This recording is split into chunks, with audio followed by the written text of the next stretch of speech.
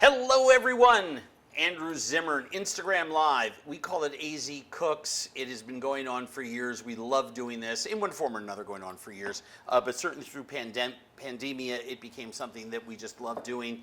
Thank you so much to our good sponsors, the folks at Shun Cutlery and at Florida Cognac Rum. This is one of those super duper fun ones that everyone loves. So, I mean, sweet and sour meatballs. Don't change the channel, okay? I've lightened my meatballs up. I like doing them with a third chicken, veal and pork, toasted breadcrumbs. My secret is buttermilk, not cream. And then I have a pineapple juice, brown sugar, soy, ketchup, hot chili, cider vinegar thing that we then simmer them in, and we literally just reduce it to a glaze. It's one bowl, one pan, and I just love making this. Now, the inspiration for this came from 1969. One of my cousins got bar mitzvahed, and the reception was at one of my aunt and uncle's houses. And, you know, they had done all the food themselves. This is white pepper. That's the chicken, veal, and pork, some minced shallot, some salt, because I want to season this. You know, and someone, one of the, you know, grandparents from someone's side of somewhere made sweet and sour meatballs. I'd never had one before in my life. I ate absolutely every single meatball. I just stood there where the toothpicks were and just kept eating meatballs. Now, whoop, got lucky there. I do an egg and a yolk. I want the extra protein.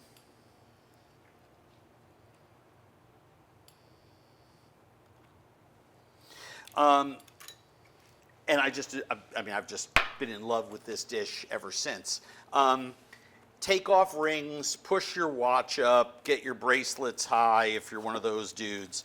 The mixing will take care of combining all that egg. Don't worry about it. Don't get into analysis paralysis that everything is in one bowl. It's all going to be mixed up.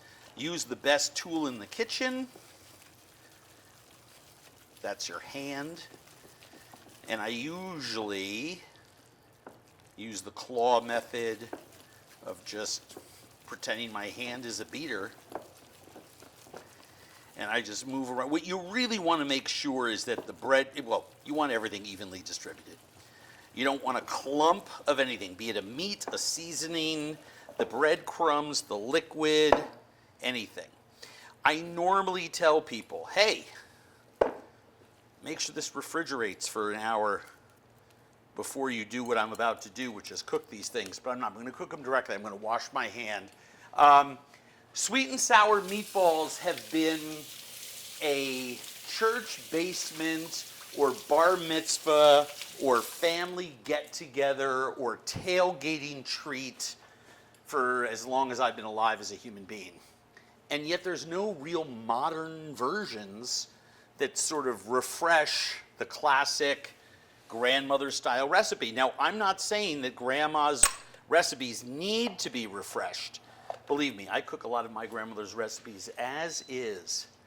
But I will also tell you that I'm looking for a little scooper here. I will also tell you that when I made these, I kind of played around with the sauce a little bit. I wanted them a little spicier. I always keep pineapple juice around. I have a case of pineapple juice canned in my garage. Why do I keep that around? One of my favorite barbecue glazes on planet Earth is 2 parts pineapple juice to 1 part sake to some kind of hot chili, fresh or dried, and literally just reduce that to a glaze. It is one of the all-time, and you just brush it on anything that comes off the grill. It's fucking amazing. So I always have pineapple juice around. So I started playing around with the pineapple juice in this because I was kind of going for that 60s, 70s kind of Polynesian, like let's all drink, you know, Mai Tais and have sweet and sour meatballs. And I kind of like that. Let's test how hot we are here.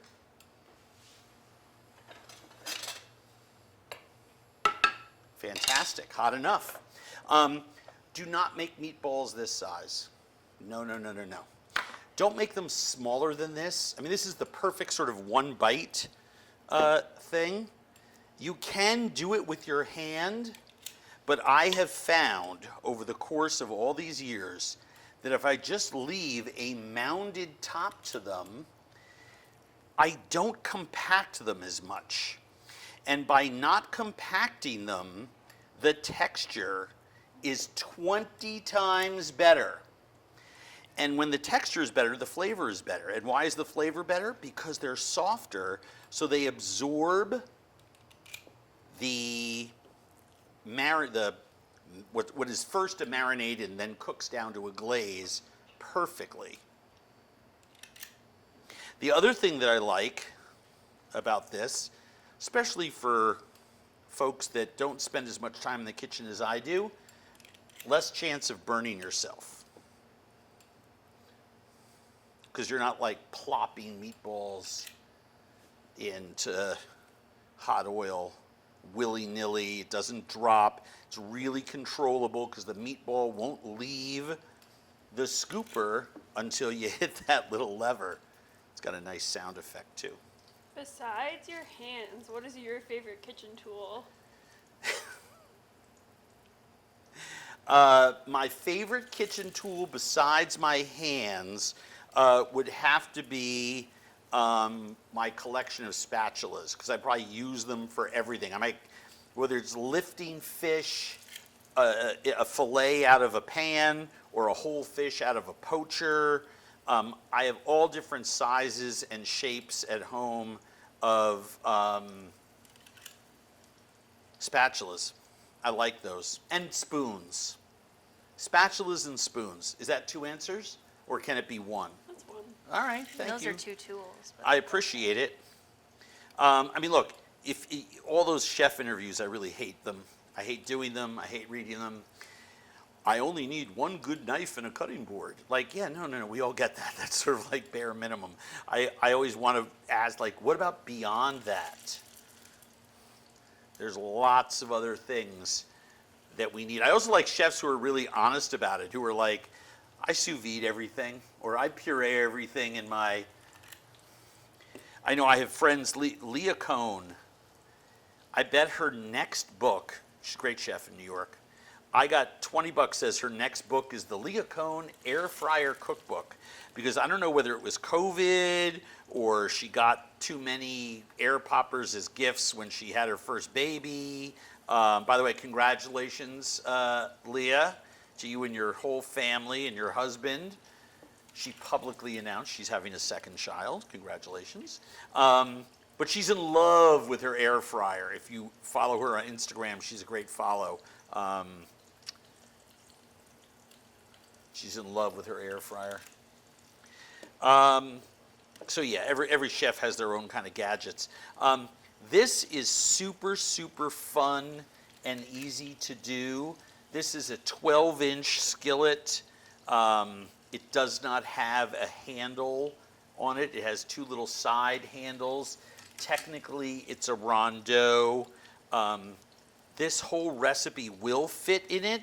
You don't want to crowd the pan, but you also don't have to worry about that too much. You know, if you're frying chicken, you can crowd the pan in 7 seconds, right? Because you just put all the pieces of chicken in. These are meatballs. They go in sort of one at a time, right? So you can always move them around. You're not killing the thermal momentum of the pan every time you put a meatball in. I'm going to start at the back here and move some of these around just so I can get the last of these in. You see we've got continuous sizzle. I have this on medium. I'm not looking to burn anything. What you want to do is you want to get a nice crust, light crust, not dark and heavy where one side is tough and the other side isn't. You want it nice and light.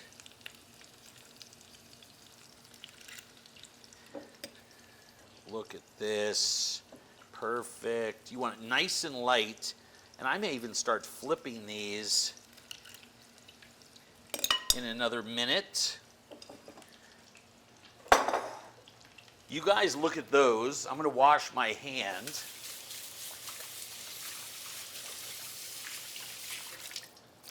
All right. So, many of you are asking, why every couple of weeks do we have a taped version of Instagram Live? That's not Instagram Live, that's Instagram taped. Well, you're right. And the reason that we do that is that we want to bring you fresh and original content every single week. But I have to do my day job, which is making television. So I am off in the hinterlands making more TV. And so you are getting a fantastic bonus recipe. So hence the taping. We also collect questions that we don't have time to get to. So we're actually answering your questions when we do this. So there, and for those of you who are watching on YouTube and don't even understand what we're talking about because you've never been on Instagram, you've never seen me do it live, you just subscribe to my YouTube channel, thank you. Questions, comments, criticisms? What would you say your favorite food you've ever had at a potluck has been? Oh my God, favorite food that I've ever had as a potluck? Well, I have two of them that we're going to be putting on Instagram at some point in the next month because I make them at least once a week now. One is called cheesy beef dip, which involves a pound of hamburger, cheese whiz, and salsa and chips. And I'm telling you, it's like the queso of your dreams. And then the other one is something I named it. It's called turkey roll-ups. Somebody brought a tray of them. You take deli turkey, but you have to tell them that you want center cut slices, about 12 slices to a pound, right? Thick, from the middle of the deli turkey. And you make a bag of, or a batch of stovetop stuffing. You let it cool, and you put a cigar of stovetop stuffing, roll it up in the turkey, lay them in a brownie pan, cover it with gravy, and serve it with cranberry dipping sauce on the side. I made that the other night for dinner. I have it, I literally have a picture of it on my phone in my pocket. What's your favorite Minnesota dessert? An apple. I don't know what a Minnesota dessert is. I mean, that comes as close, right? Yeah, Yeah. Glad you're with me on that one, Emily. I love apples. Yeah, I mean, plus I get all these questions all the time for like, how do I make a vegan, no sugar, glycemic friendly creme brulee? And the answer is you don't. You eat an apple. What's your favorite color and why? Orange and blue always have been. I love them. Blue because that was my team colors at my first baseball camp when I was a little kid, called Champions. And orange because it's just such a badass color. Does your fantasy football team have a name? Yes, the Xiaolong Baos. I've named my fantasy football team for 5 years now after, they're called the Soup Dumplings. Because there's nothing better than a soup dumpling, and I want my fantasy football team to do well. The last 3 years in a row, ESPN, because we do our league on their app, has rated my team as having the best draft, and then I lose badly every single year. Okay, so let's review. Ketchup. Chili flakes. I'm just going to put the chili flakes in now. Let some of them toast up in that oil. Brown sugar, cider vinegar, sake, soy sauce, pineapple juice, and something that's spilled on there. So, once you flip them, you want these to almost poach, right?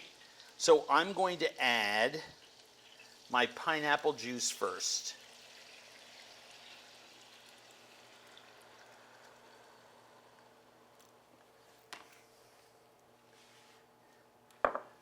Then my brown sugar. Just crumble that and sprinkle it around. My sake, because I pour everything else over the top of these. My soy.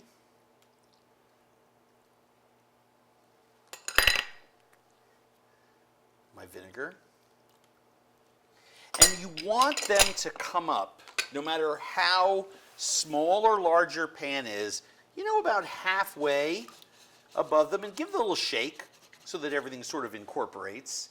Then the very last thing that I do, because now that the liquids are in there, safe to move it around, is I make a little pocket. Get all my, you can use tomato paste. You've got the vinegar. Everyone has ketchup lying around, and I love the use of that. And all I do is break the ketchup up.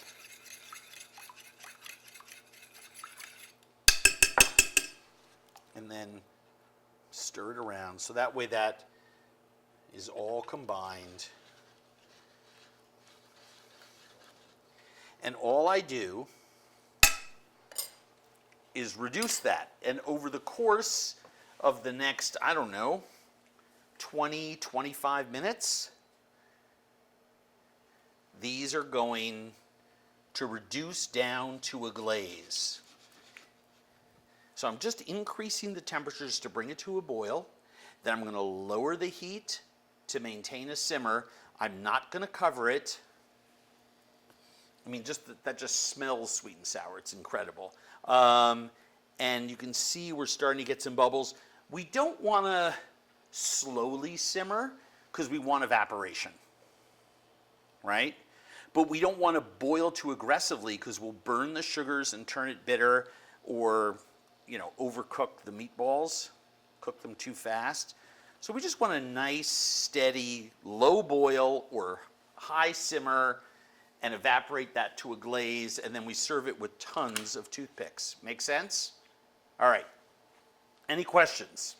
What could you use instead of sake in this recipe? You could just skip it. You could use another type of wine. I like the flavor of sake with the soy and the pineapple, and it just gives it that exotic, sort of like background Asian, Polynesian flavor. Remember in the 60s, people were obsessed with all of these tropical cocktails that had come up. The margarita sprang into our pop culture in the 60s and early 70s and just exploded with popularity. When I was a little kid, there was gin and tonic, there was, bourbon and ginger ale. There were martinis. Those were Manhattans. Those were, rye and ginger ale. Those were, classic, or what were called at the time, classic cocktails. And it was simply booze in a mixer. You were lucky if you got a lemon peel, right? And then a whole different kind of cocktailing went on, and inspired by a lot of places from different cultures, Mexico and the Pacific Islands most importantly, and of course Western Europe. So everybody was cooking with soy sauce for the first time in America in the 60s. I'm talking about mainstream America. It was a pretty adventurous thing to make a sauce like this with those ingredients. And if you had fresh ginger to put in there, it meant that you went to a market out in Flushing or in lower Manhattan, where there were a lot of Asian families living, and they sold ginger in the markets, because there was not ginger to be sold north of Canal Street in Manhattan in the 1960s. So yeah, pretty cool stuff.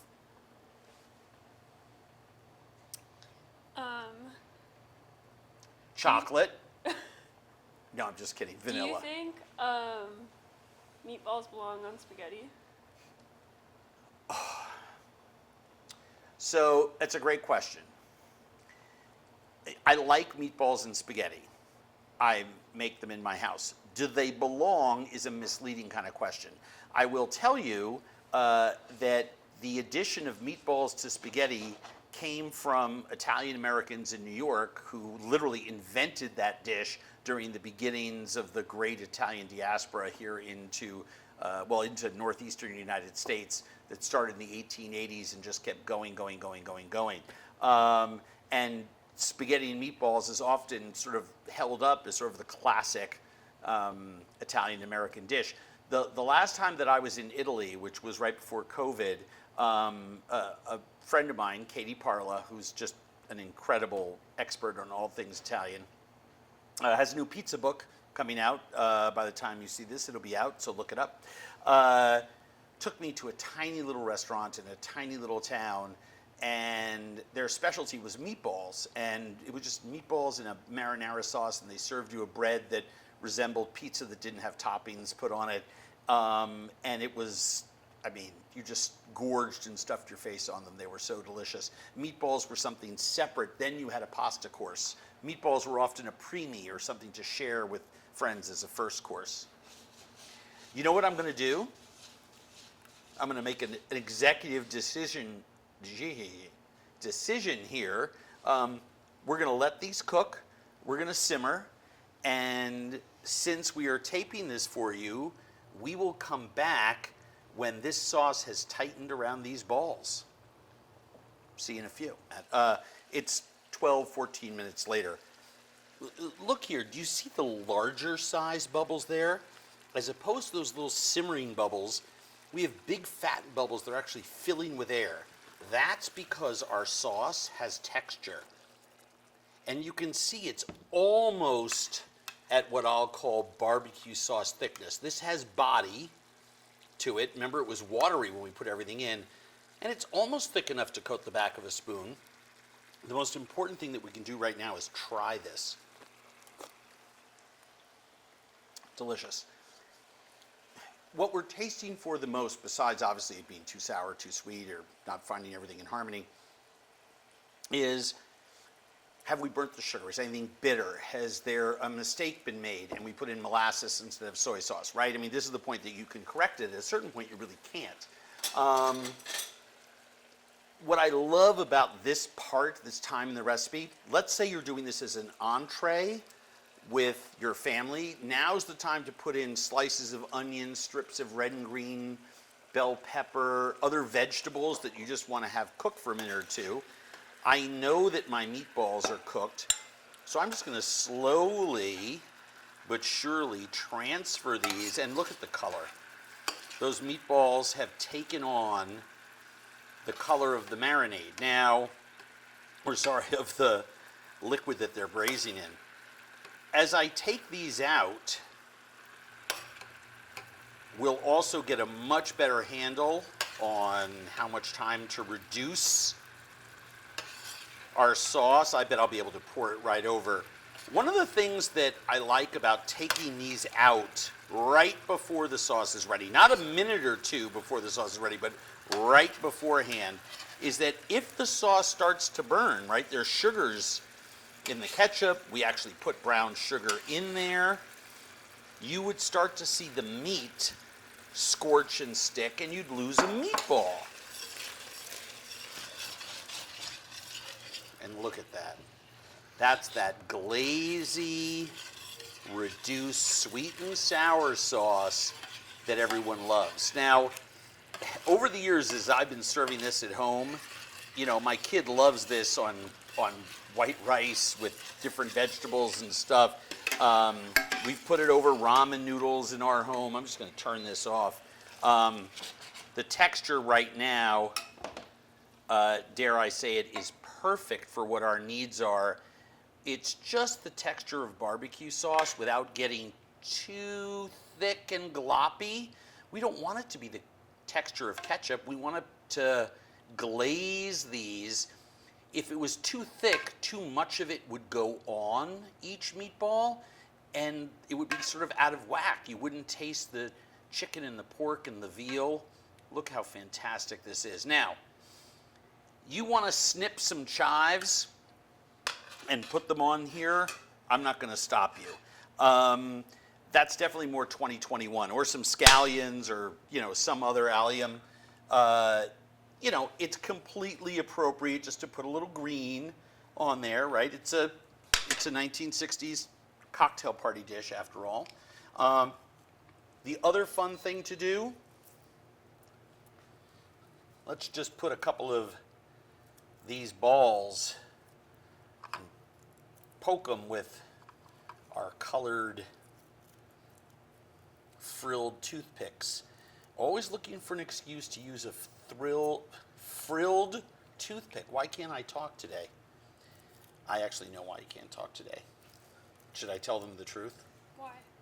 I cannot talk today because I had watched 3 seasons of a series on a streamer before I realized there was a whole 4th season, and I stayed up to like 3 in the morning watching like 5 of the last 8 episodes. And I'm too embarrassed to say what it was, but let's just say it involves Vikings and a lot of ribaldry.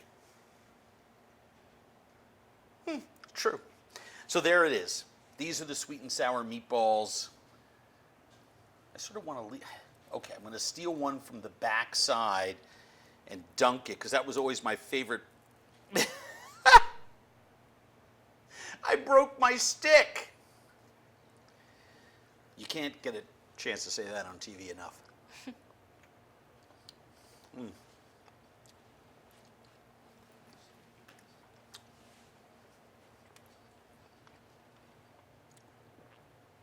Flat out, one of the easiest and best meatball dishes that you will ever eat. And it is so light and so moist and so perfect because of the egg yolk plus an egg, the buttermilk, but most importantly, we mixed and then used a scooper. We didn't roll it with our hands. Just that patting down condenses it enough. These are absolutely out of sight. Thank you to our sponsors, the folks at Shun and, of course, at Florida Cognac Rum. We love you both. Please go to andrewzimmern.com, make these, get your friends to subscribe to our YouTube channel. We are this close to 1 million followers on Instagram. So tell your friends that you like watching this and that I'm a reasonably amusing human being. Tell them to follow me. Let's push this over $10 million. Apologies for not trimming my beard today. I got lazy this morning because I was up all night watching Uhtred, son of Uhtred, defend his honor and try to unite all of England along with King Edward. I know, it's historical period dramas. What can I say? I get sucked in. It's 2, 3 in the morning. I'm with the dog. I'm eating potato chips. It's not a good sight. Love you all. Be kind to each other.